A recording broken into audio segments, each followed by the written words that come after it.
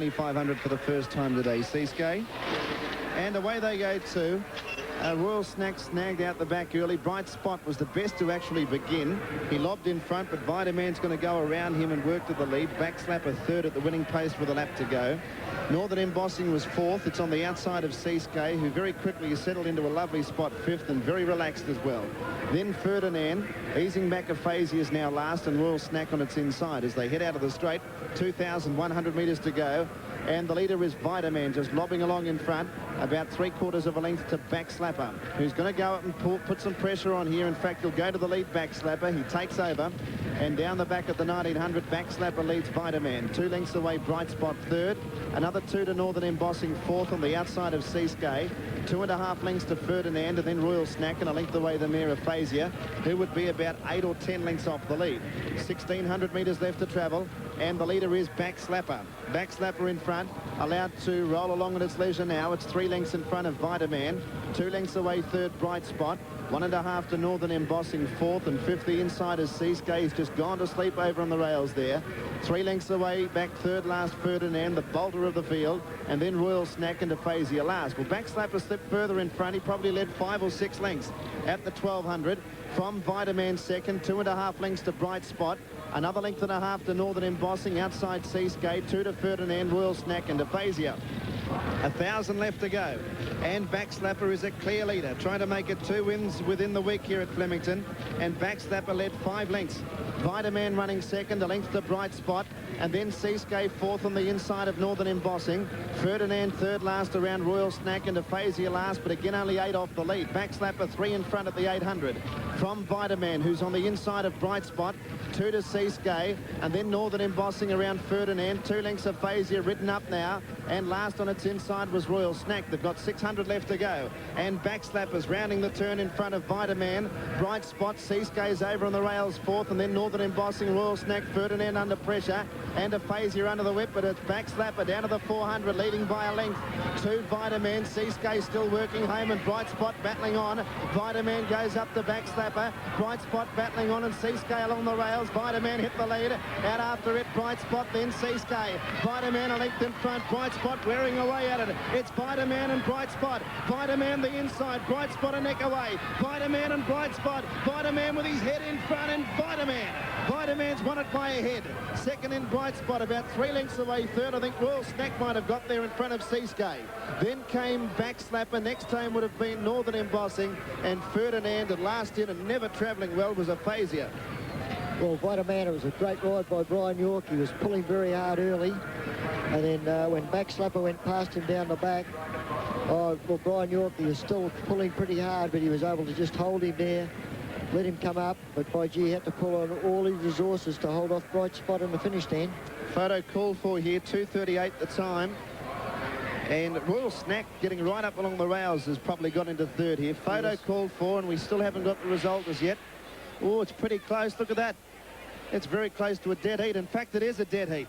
It's a dead heat. Vitaman and Bright Spot couldn't be separated, so it's a dead heat. There they So go. I think that might have surprised a few. 4 and 6 are dead heating here. One jockey with the stick in the left hand and one with it in the right. And here they go, locked together. And as you say, they couldn't separate them. Again, it was just the bob of the heads, and they were virtually in unison on that line only. You have a look there, and there's nothing in between the line and the nose.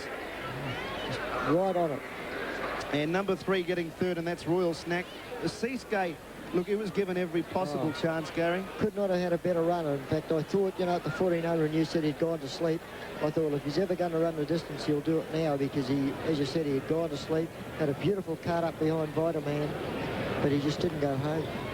Dead heat there. Well, you have a look in the run on. Vitaman's probably a half length in front. Bright Spot kept whacking away. I noticed that Vitaman did push Bright Spot out a little wider on the turn. Anyway, the man with the job of interviewing both the winners of the Queen Elizabeth, John Letts. Well, fellas, everything happens at Flemington, doesn't it, over the Cup Carnival? Michael Carson, you thought you'd got up? I thought right on the line, yeah. My horse had his head stuck out, and I thought I just got him on the line. And Brian, you on Vitaman?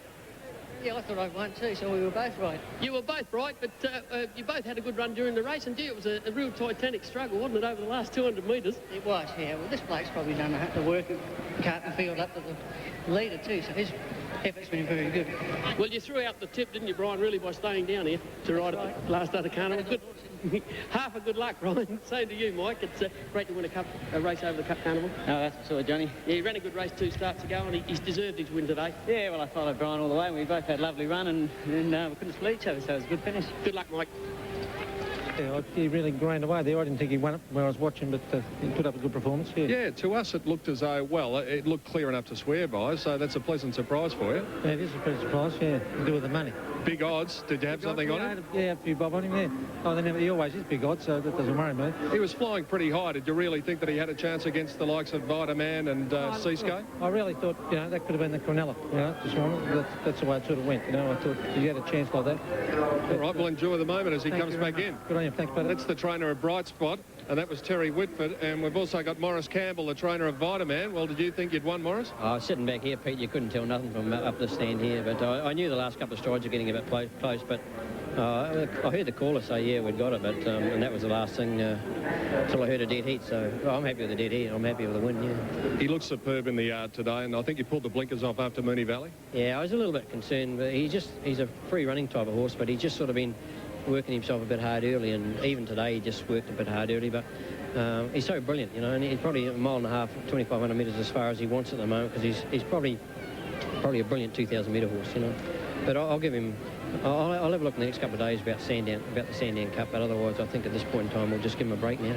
He's shown any amount, and I originally brought him down to Melbourne to run in the Country Cups, and I started off at Maui, and then we sort of thought, well, the way the fields had sort of thinned out a bit, we'd give him an opportunity the way he won it, and anyway, so we're pleased. We're really happy. We've set out to do something, and it's come off, so we're very happy. As you say, half a win's better than nothing. Well done. Well, it's 30,000 per second, so that goes in the kitty too, so half of that, so it makes a difference. Good on you, Morris. Thanks, Pete. Morris